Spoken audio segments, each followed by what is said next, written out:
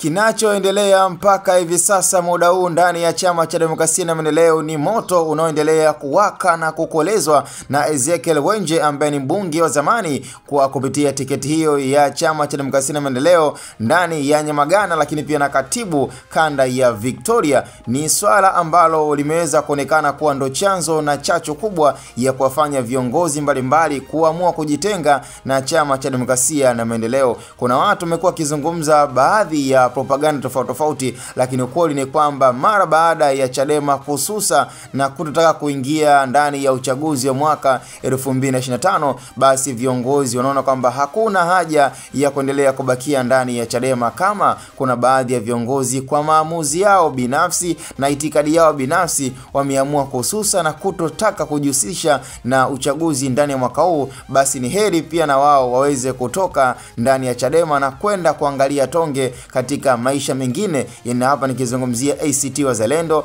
lakini pia na vyama vingine kama chama kikuu ambacho ni Chama cha Mapinduzi CCM. Ni swala ambalo kuna baadhi ya watu wanashindwa kuelewa na kuona kwamba ni kwa nini kumekuwa na wimbi kubwa sana la viongozi kutoka Chadema na kwenda CCM. Alisemwa sana Peter Msigwa, lakini pia alishazungumza ukweli ni kwamba hawezi akaendelea kubakia ndani ya Chadema akati msimamo uliokuwepo na swala ama itikadi inayotengenezwa ni kususa uchaguzi wa mwaka 2025. Sasa binafsi hiyo ndio imekuwa sababu na chanzo kikubwa ambacho kinaendelea kuwafanya na kuwapa nguvu zaidi ya kutoka Chadema na kwenda katika vyama vingine. Huu ni mkasa na ni moja kati ya jambo ambalo ni pigo zito sana ndani ya Chadema kwa mtu kama Wenje, moja kati ya viongozi ambao pia walikuwa na sauti kubwa sana na walikuwa pia na ushawishi mkubwa sana ndani ya Chadema, lakini hatimaye imekuwa ni breaking news na yeye ameamua kutoka ndani ya Chadema na kwenda ndani ya chama